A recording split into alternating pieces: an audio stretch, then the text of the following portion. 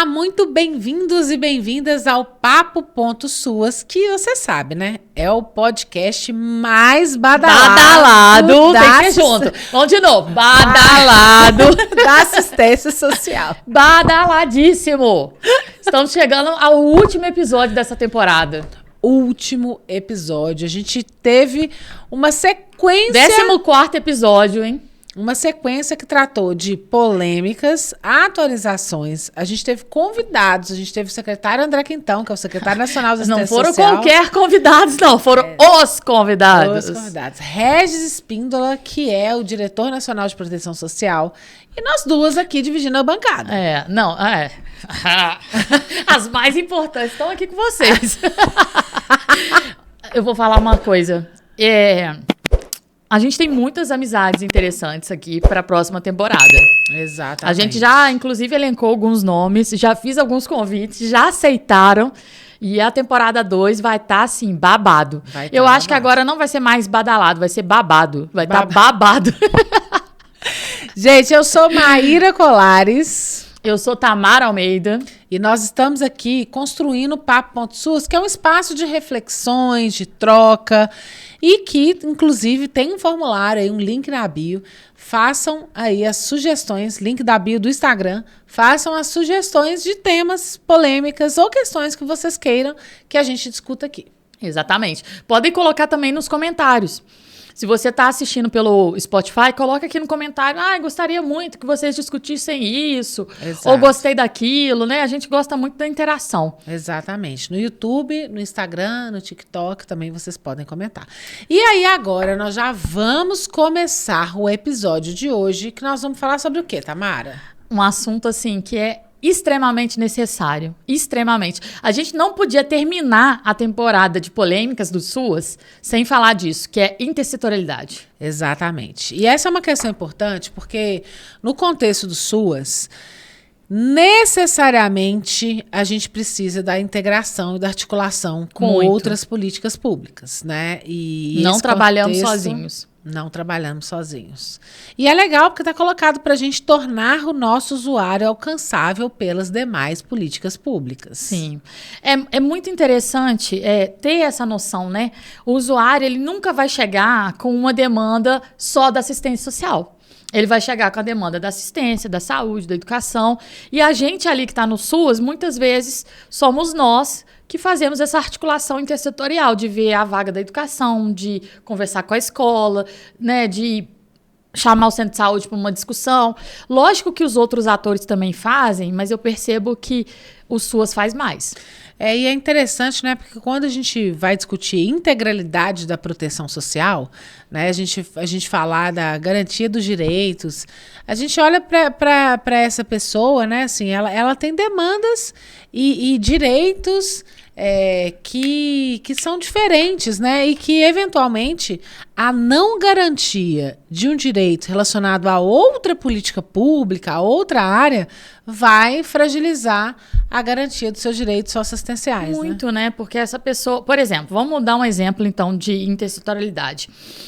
Uma pessoa está ali no CRAS solicitando cesta básica, né? Um benefício eventual de alimentação. E aí você percebe que ela está tossindo demais. Às vezes uma suspeita de tuberculose. Aí, se você faz uma visita, você percebe que ela mora num lugar insalubre, cheio de mofo, não sei o quê. Só aí você já viu. Demanda saúde, demanda moradia, demanda habitação, demanda assistência. E se for aprofundando um pouquinho mais, acha mais coisa. Exatamente. Quanto mais a gente aprofunda, mais a gente acha, né? E eu percebo, assim, que dentre as políticas, né, que a gente precisa de articulação, acho que tem 3 que são mais... Deixa eu te fazer uma pergunta, então. Tá. Antes de você entrar nisso, eu quero muito saber... Eu até escrevi aqui, para eu poder lembrar de te perguntar isso, porque eu não queria esquecer mesmo. Sim. Quando a gente fala de intersetorialidade, quais setores que você percebe que precisam mais dessa articulação? Porque a Maíra, gente, vocês não sabem, ela tem, assim, uma vasta experiência como gestora. Então, baseado nessa vasta experiência aí, mais de 20 anos sendo gestora, quais setores que precisam mais dessa articulação? Quais que são mais difíceis de articular? de acordo com a sua opinião? Então, eu acho que é engraçado, porque eu acho que isso mudou historicamente. Nossa senhora, eu me senti agora assim, né?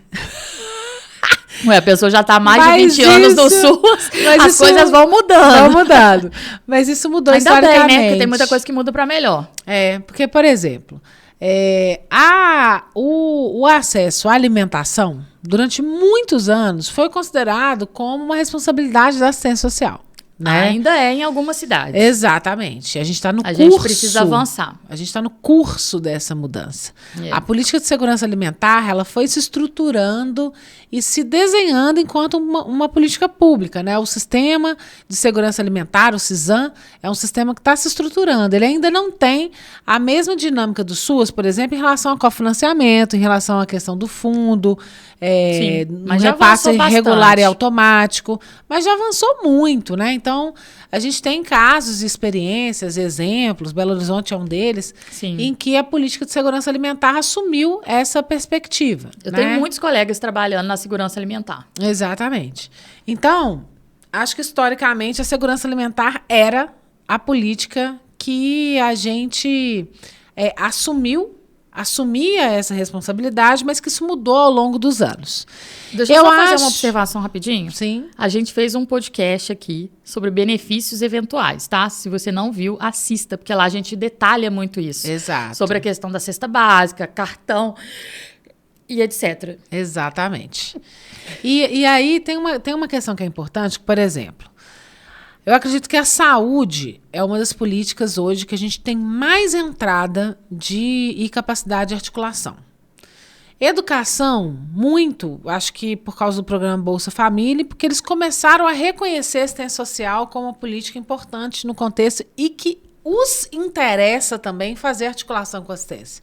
Porque há muitos anos era apenas a assistência social batendo na porta das outras políticas públicas. Eles não se interessavam necessariamente pela articulação com a gente. E é importante dizer disso, né? Não é a gente que é responsável por promover essa articulação ou por puxar essa articulação, né?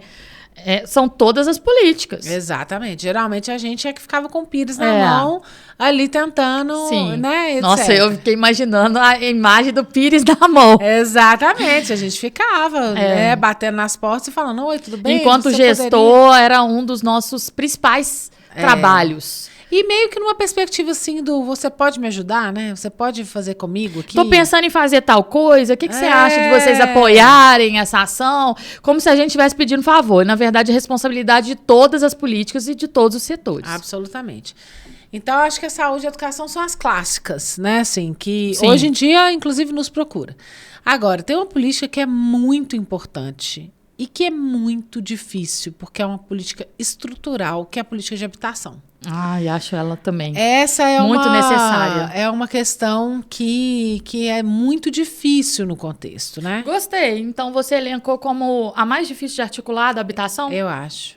Articular por quê? Porque a retaguarda e as respostas dessa política são muito mais limitadas. Muito mais caras. Muito mais caras, muito mais estruturais, né? Geralmente, política de habitação envolve investimentos do governo federal, envolve investimentos do Estado, né? Os municípios, às vezes, têm iniciativas, né? Mas que, enfim, às vezes ficam restritas. Então, eu elencaria a política de habitação como um gargalo, assim, do ponto de vista de articulação. Acho muito interessante, assim, porque, de fato, a política de habitação é onde a gente para.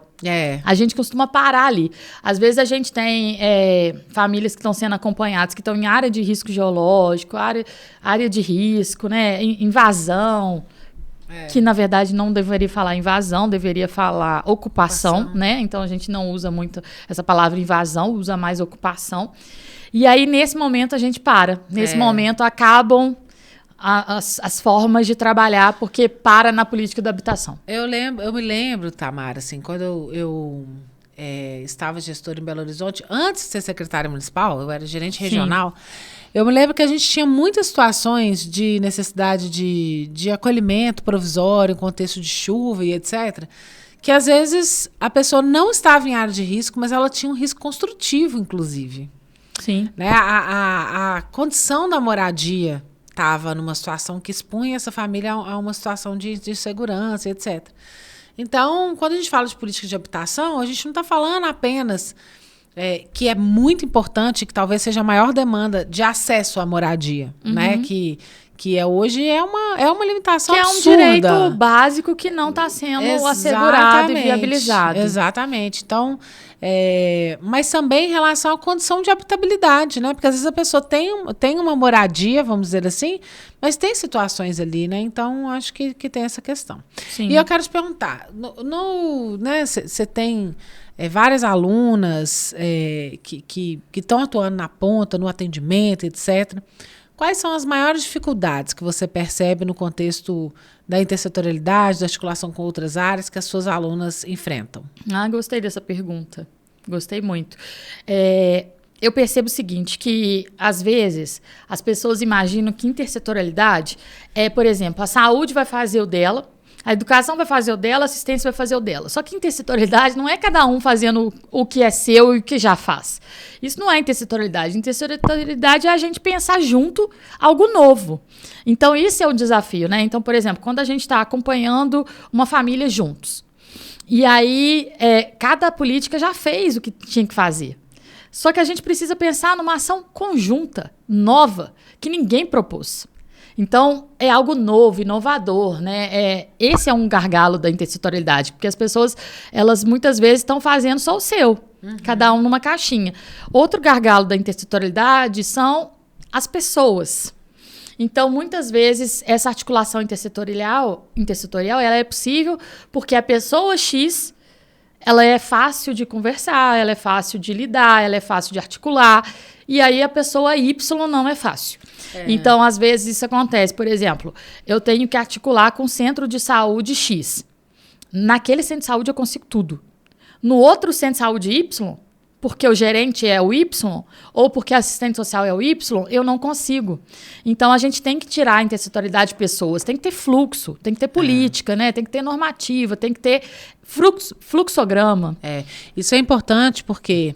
Aí, do ponto de vista dos gestores, né, que estão nos escutando, etc., você criar normativas, regulamentos, fluxos que não dependam de pessoas, mas que estabeleçam ali, né, de forma... Essas no pessoas contexto saem da execução, também, né? da gestão, exatamente. E assim, vamos supor, vou olhar aqui para você. Vamos supor que você é uma pessoa muito fácil de articular. Nossa, eu dou show na articulação. Mas você não está registrando... Sabe? A pessoa tá falando com você, se você sai de férias, sai de atestado, ninguém mais sabe o que é aquela articulação que você tá fazendo. Então, assim, a gente precisa ter cuidado com isso, né? Não pode estar na gente, tem que estar na política, tem que estar no serviço. Tem que ser um fluxo. E é interessante que a gente criou uma política em Belo Horizonte no contexto das mulheres em situação de rua que estavam, né, grávidas e etc., que começou com fluxo. A gente estava discutindo com o Poder Judiciário de que eles não, né, de que tinha que ter uma tensão muito grande. À época, discutia-se em Belo Horizonte a questão do sequestro de bebês. Sim. Era uma situação super violenta e complexa, né, assim, que envolvia as maternidades, que envolvia os nossos serviços, envolvia o judiciário. E a gente começou com a discussão de um fluxo com a saúde, com o Conselho Tutelar e etc., que culminou depois na inauguração de uma política que é super referência. Outro dia, por exemplo, a Elaine, que é gestora lá de Nova Iguaçu, me falou assim: Maíra, eu tô lá em Belo Horizonte conhecer a Casa de Gestantes e Puérperas, você conhece? Aí eu falei: conhece mais, uai, foi na minha gestão que nós criamos, etc. Sim. Então, e que tá virando referência pro Brasil. Total. Belo Horizonte começou é referência para o Brasil em muitos serviços no SUAS. Sim. Muitos serviços, assim, vários. E é isso, começou com fluxo. Começou com uma discussão com a saúde, de como fazer, e aí a gente caiu assim, precisamos de um serviço especializado nisso, que não existia. Que está virando um exemplo para o Brasil. Exatamente. Eu me lembrei aqui, você falando disso, me lembrei de outra experiência exitosa que eu considero assim, bastante interessante, que às vezes você pode pensar aí na sua cidade. Aqui em Belo Horizonte, a gente tem uma reunião intersetorial mensal com os coordenadores daquele território. Você lembra como é que chama essa reunião? alguma coisa, não é classe, mas ela parece com essa palavra, que são os coordenadores do território. Então, eu, por exemplo, já fui coordenadora de CRAS. Uma vez por mês, eu tinha uma agenda com os diretores da escola do território, da área de abrangência daquele CRAS, comigo, com os gerentes do centro de saúde que estavam também no território. E a gente também chamava as instituições, assim, por exemplo, alguma ONG, né? Alguma entidade do terceiro setor. E aí, uma vez por mês, a gente se organizava para pensar nos planejamentos intersetoriais do território. Exatamente. Então, a gente sempre fazia ação intersetorial porque a gente tinha um plano de ação anual, onde a gente já elencava no início do ano o que a gente ia fazer durante o ano naquele território. E aí a gente elencava, por exemplo, quais são as campanhas que a gente vai fazer esse ano? São essas. Quais são as ações intersetoriais que nós vamos fazer? São essas. E aí essa reunião, que era uma vez por mês, ela mantinha a gente muito em contato, por exemplo, com diretores de escola, com gerentes de centro de saúde. Então, era uma forma de fortalecer a articulação intersetorial, mas também de ter algo que já está planejado, né? Não é algo improvisado. A gente não chega no mês de agosto e fala assim, vamos fazer uma campanha de agosto lá? A gente tem que saber isso meses antes. Não, e é legal, assim, quando eu era gestora regional aqui, a gente tinha também entre os diretores regionais. E o legal é que a gente olhava para o território da regional e identificava ali quais eram as situações de violação de direitos, de violência, a gente pega quais os fenômenos. Dados do território, né, trazidos pela vigilância socioassistencial, pelo censo, pelos índices de vulnerabilidade, tanto da assistência, quanto da saúde, quanto da educação, e pensa assim, olha, vou dar outro exemplo que aconteceu. No nosso território está tendo muita situação de adolescentes que estão se cortando. Automutilação. Sim. E aí a gente vai pensar, então, numa ação intersetorial, todas as políticas aqui. O que a gente vai fazer sobre isso? E aí a gente vai vendo os dados. Na escola tal tem tantos, na outra tem tantos, na outra tem tantos. Nós vamos pensar em algo junto, novo. Não é a educação sozinha, lidar com aquele adolescente que está se cortando, que depois o Conselho Tutelar encaminha para a gente lá para o CREAS, e a gente trabalha sozinhos e entendeu? Então, assim, é uma ação que vai envolver prevenção, vai envolver também como que a gente vai lidar com isso. Sim. Tem uma metáfora, a Carla Bronzo, que é professora... Né, Nossa, vamos falar da Carla Bronzo? Grande referência, Carla Bronzo, ela fala muito sobre intersetorialidade. Já fiz uma muito. disciplina dela de mestrado sobre intersetorialidade que foi fantástica. Exatamente. Eu fiz mestrado lá no João Pierre, ela foi minha orientadora. Ela é muito boa. E teve uma vez que ela tinha sido chamada para o Encontro Nacional de Prefeitos para dar uma palestra sobre intersetorialidade. Ela não podia, ela falou, Maíra, vai lá e faça. Eu falei, Carla, não tem condição de eu chegar lá, tá todo mundo esperando, vai chegar eu, né? Assim. E aí, na época, a gente discutindo conceitualmente, etc., intersetorialidade, ela faz uma metáfora muito legal, que ela fala assim, não é você pegar uma cesta e cada um colocar sua fruta, né? Não é isso, não são frutas separadas, é de como que você vai criar uma salada de fruta, né? Como que você vai construir ali, cada um trazer os elementos para criar algo novo, né? Não é uma adaptação do que cada um faz sozinho, né? Exatamente. Essa parte que eu falei sobre isso, inclusive aprendi foi com ela. É maravilhoso. Isso já tem anos, né? Mas aprendi foi com ela. Exatamente. Bom, Tamara, acho que esse assunto é um bom assunto, né? A gente pode, talvez na temporada 2, voltar com algumas discussões relacionadas a essa. O que você acha? Mas eu acho que esse episódio está se encerrando, né? Infelizmente, estamos acabando a nossa primeira temporada do Papo Ponto Suas. Exatamente. 14 episódios. Estamos no 14º. E foi muito legal, né? Foi muito legal, foi muito leve. Quero te agradecer por ter também. aceitado o convite, de estar aqui comigo. A ideia do Papo Ponto Sua surgiu num encontro, né? Numa noite de café que eu tive com a Maíra. E a gente ficou pensando, o que a gente pode fazer juntas? E deu certo. Deu certo, foi muito legal. Muito certo, também quero te agradecer demais pela ideia, pela energia, por estarmos aqui. Na verdade, né? é uma ideia conjunta, né? Porque a gente chegou, concluímos juntas, assim, vamos fazer um podcast. Foi e aí muito legal. Estamos aqui e assim, agradecer quem tá vendo a gente, quem tá ouvindo a gente, porque não faz sentido a gente ficar aqui falando sozinha. A gente tá aqui por vocês e pra vocês. Exatamente. E a gente tem percebido, assim, muitas pessoas novas chegando aqui no podcast, muitas pessoas dando feedback, retorno pra gente, falando, assisti aquele episódio, aquilo que você falou fez muito sentido, etc. Então, que bom, né, assim, isso tudo faz sentido por ser um momento de compartilhar, de partilha. Então, agradecer vocês e agradecer aos nossos convidados. A gente teve 2 convidados, né? E as pessoas que já toparam vir para a segunda temporada também, porque eu já fiz convites. Exatamente. Já fiz convites, Maíra já fez convites. Vocês se preparem. Segunda temporada ano que vem, 2026. 2026. Nós teremos E até novos 2026, episódios. Vocês podem ir assistindo o que vocês não assistiram ainda, né? Vai recapitulando aí, vai revendo, manda pra colega, manda pra gestora que você conhece. Exato. E a gente vai colocando novos cortes aqui, porque cada episódio tem, sei lá, 30 minutos. Então, às vezes, a gente vai colocando no Instagram, episódio tal, episódio tal.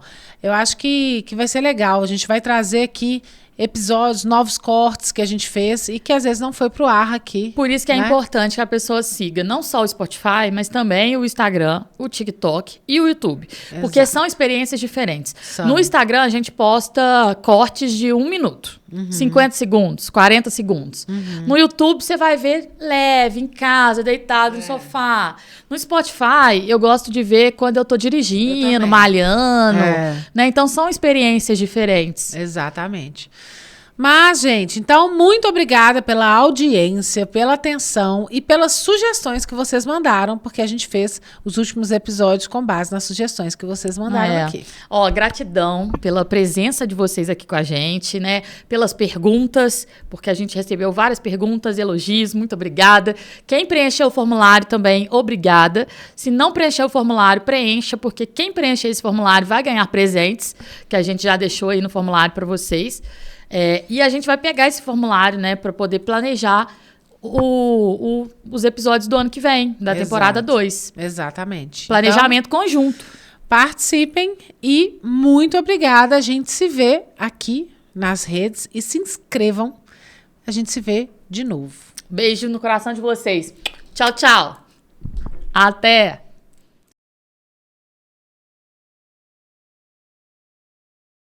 Se vê de novo.